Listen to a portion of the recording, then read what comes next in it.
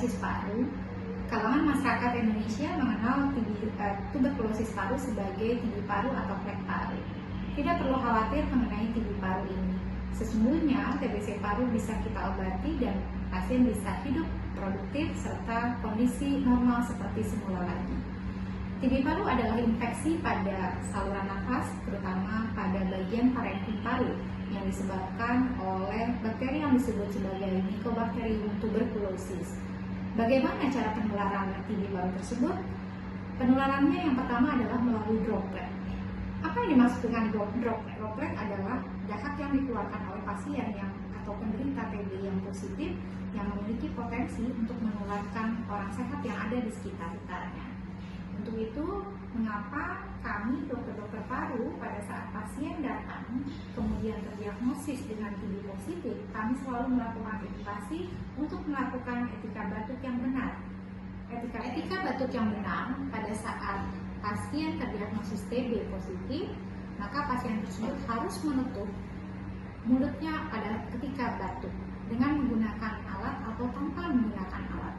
Dengan menggunakan alat di sini adalah jika ada sapu tangan, maka pasien tersebut harus menutup mulutnya dengan sapu tangan.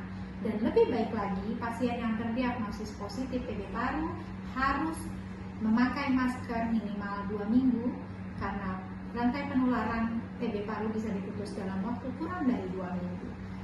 Atau jika tidak memiliki alat, dalam hal ini adalah masker ataupun sapu tangan, bisa menggunakan siku tangan kita untuk menutup batuk ketika kita batuk sehingga droplet tidak bisa ditularkan ke orang yang sehat. Keluhan yang dirasakan oleh pasien-pasien TB paru biasanya adalah batuk.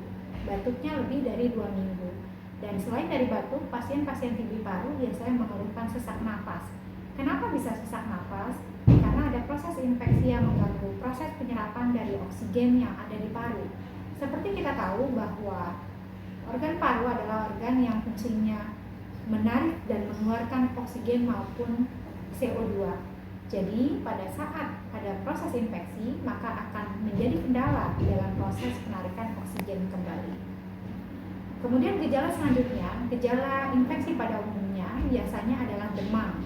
Pasien-pasien dengan infeksi apapun itu, salah satunya adalah TB paru, gejala yang dirasakan pasien akan merasakan demam.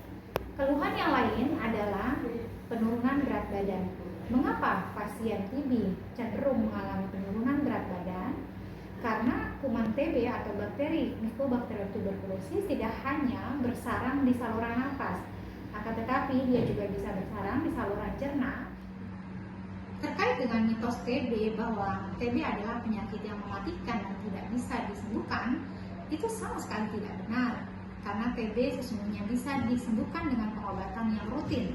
Tentu pasien harus disiplin, kemudian ada dukungan dari keluarga yang ada di sekitarnya atau keluarga terdekatnya. Pengobatan TB atau TB paru diberikan selama kurang lebih 6 bulan. Diberikan lebih dari 6 bulan tergantung pada kondisi klinis dari pasien yang menderita TB tersebut.